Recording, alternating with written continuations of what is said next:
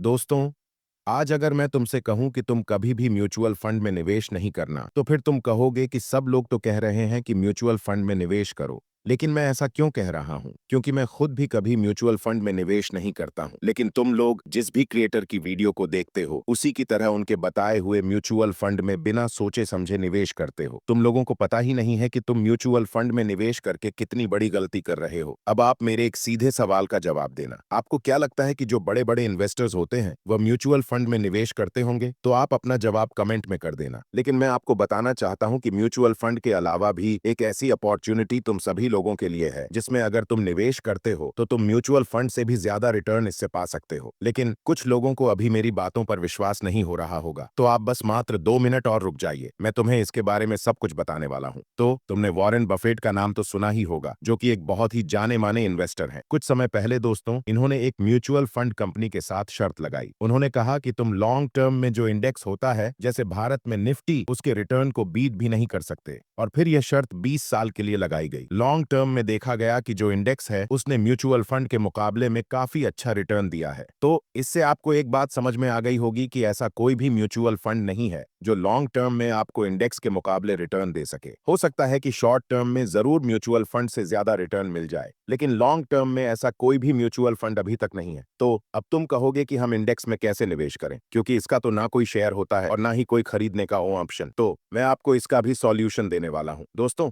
अगर तुम इंडेक्स में निवेश करना चाहते हो, जैसे भारत में निफ्टी है, तो या तो तुम्हें इसका म्यूचुअल फंड खरीदना होगा।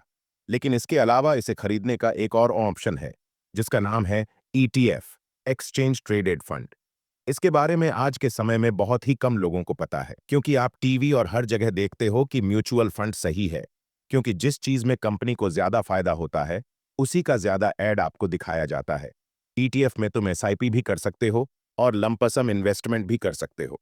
निफ्टी के जो ईटीएफ होते हैं, उनका नाम है निफ्टी बीज। इसे आप खरीद सकते हो और बेच भी सकते हो।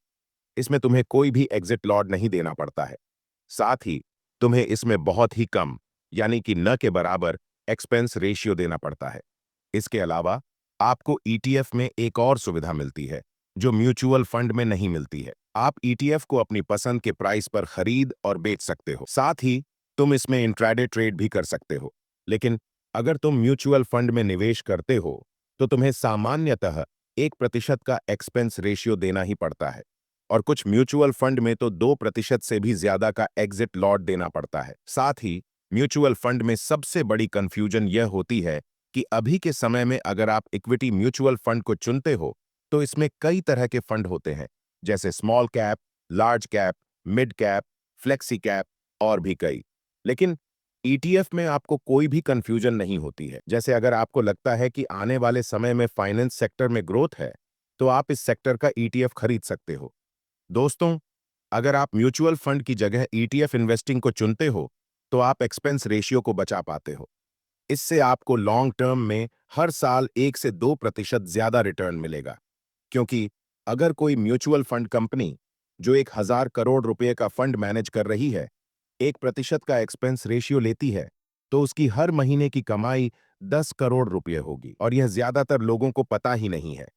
इसलिए मैंने तुम्हें इसके बारे में बताया, ताकि मेरे दर्शकों को भी सही जानकारी मिल सके। तो अब तुम अपनी पसंद के हिसाब से अलग-अलग ईटीएफ खरीद सकते हो, जो तुम्हें अच्छे लगे। मैंने तुम्हें जो निफ्टी के ईटीएफ निफ्टी बीज के बारे में बताया, उसमें तुम्हारे पैसे निफ्टी की 50 कंपनियों में निवेश किए जाते हैं, और जब भी कोई कंपनी निफ्टी से हटती है या कोई नई कंपनी निफ्टी 50 में आती है, तो तुम्हारे पैसे उसमें निवेश कर दिए जाते हैं। इसमें तुम्हें कुछ भी मैन्युअली नहीं करना होता है। तुम इसमें एसआईपी करके भी छोड़ सकते हो। साथ ही तुम अलग-अलग कंपनियों के ईटीएफ भी खरीद सकते हो। जैसे अगर तुम स्मॉल कैप म्यूचुअल फंड खरीद रहे हो, तो तुम इसकी जगह स्मॉल कैप ईटीएफ खरीद सकते हो। अब यह तुम्हारे ऊपर डिपेंड करता है कि तुम्हें कैसे निवेश करना है। तो अगर तुम्हें वीडियो अच्छी लगे, तो वीडियो को लाइक और चैनल को सब्सक्राइब करना। मैंने अपनी इस वीडियो में बताया है कि तुम कैसे 1,000 रुपये निवेश करके 1,75,00,000 रुपये बना सकते हो। इस वीडियो को भी आप चेक कर सकते हो, जिसका लिंक वीडियो के डिस्क्रिप्शन में है।